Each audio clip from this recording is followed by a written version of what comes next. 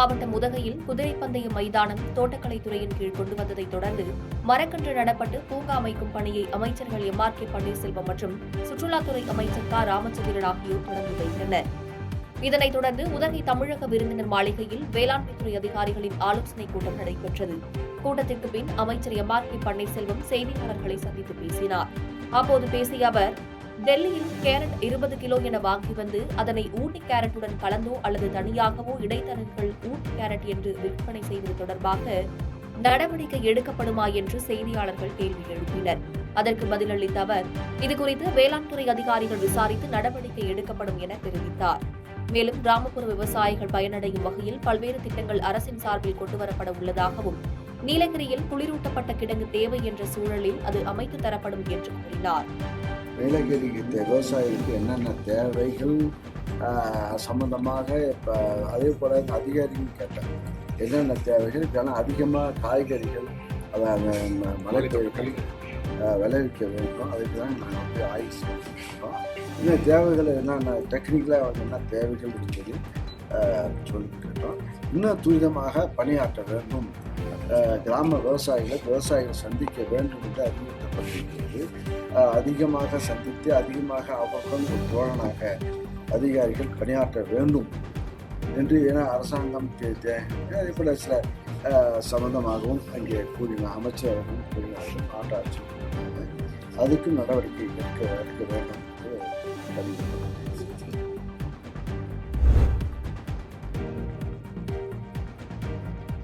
மேல்மலையனூர் அங்காளம்மன் திருக்கோவிலில் ஆவணி மாத அமாவாசை தின ஊஞ்சல் உற்சவத்தில் பல்லாயிரக்கணக்கான பக்தர்கள் கலந்து கொண்டு சுவாமி தரிசனம் செய்தனர்.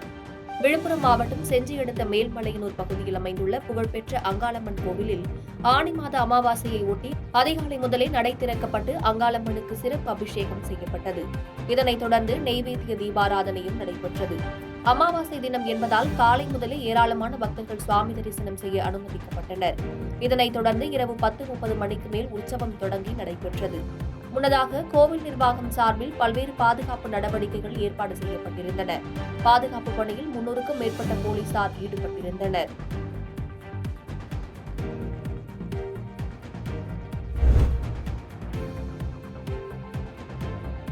திருப்பூர் மாவட்டத்தில் ஆட்டோவை ஊருக்குள் ஓட்ட 1.5 லட்சம் லஞ்சம் கேட்டு அடாவடி செய்யும் சங்கத்தினரால் பாதிக்கப்பட்டவர்கள் மாவட்ட ஆட்சியர் அலுவலகத்தில் புகார் அளித்தனர். திருப்பூர் மாவட்டம் வெள்ளக்கோவில் நகர் பகுதியில் ஆட்டோ நண்பர்கள் சங்கம் என்ற பெயரில் 80 பேர் சேர்ந்து சங்கம் அமைத்துள்ளனர்.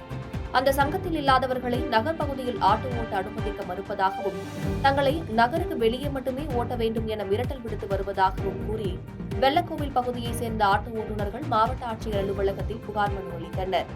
மேலும் இது தொடர்பாக காவல் நிலையத்தில் புகார் கொடுத்த போதும் காவல்துறையினர் எந்தவிதமான நடவடிக்கையும் எடுக்கவில்லை எனவும், புதிய ஆட்டோ வாங்க 3 லட்சம் ரூபாய் செலவாகும் நிலையில் கூடுதலாக சங்கத்தில் சேர 1.5 லட்சம் ரூபாய் கொடுக்க வேண்டும் எனவும், கொடுத்தால் மட்டுமே நகர் பகுதியில் ஓட்ட அனுமதிப்போம் என மிரட்டல் விடுத்து வருவதாகவும் புகார் தெரிவித்தனர்.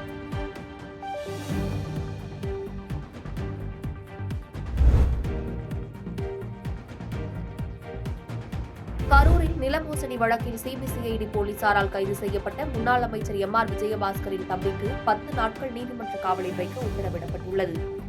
கரூரில் பிரகாஷ் என்பவருக்கு சொந்தமான நிலத்தை மோசடியாக பத்திரப்பதிவு செய்ததாக தொடரப்பட்ட வழக்கில் எம்.ஆர். விஜயபாஸ்கரின் தம்பி எம்.ஆர். சேகர் கைது செய்யப்பட்டு கரூர் தின்னப்பா நகரில் உள்ள சிபிசிஐடி அலுவலகத்திற்கு அழைத்து வரப்பட்டார். அதனைத் தொடர்ந்து விசாரணை நடைபெற்று முடிந்து எம்.ஆர். சேகர் மற்றும் அதிமுக தோட்டக்குறிச்சி பேரூர் கழக செயலாளர் செல்வராஜ் ஆகிய இருவரையும் சிபிசிஐடி போலீசார் கரூர் நீதிமன்றத்துக்கு அழைத்து சென்றனர். பின்னர் விரைவு நீதிமன்ற நீதிபதி மகேஷ் முன்னிலையில் ஆஜர்படுத்தினர். விசாரணைக்கு பிறகு நீதிபதி 10 நாட்கள் நீதிமன்ற சிறையில் இருக்குமாறு உத்தரவிட்ட நிலையில் இருவரையும் திருச்சி மத்திய சிறைக்கு அனுப்பி வைத்தனர்.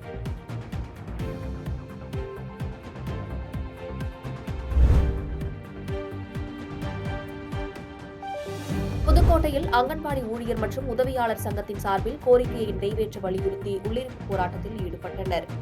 புதுக்கோட்டை பழைய அரசு மருத்துவமனை வளாகத்தில் உள்ள மாவட்ட திட்ட அலுவலர் ஒருங்கிணைந்த குழந்தைகள் வளர்ச்சி திட்ட அலுவலகத்தை முற்றுகையிட்டு புதுக்கோட்டை மாவட்ட அங்கன்வாடி பணியாளர்கள் மற்றும் ஊழியர் சங்கத்தின் சார்பில் முற்றுகை போராட்டத்தில் ஈடுபட்டனர்.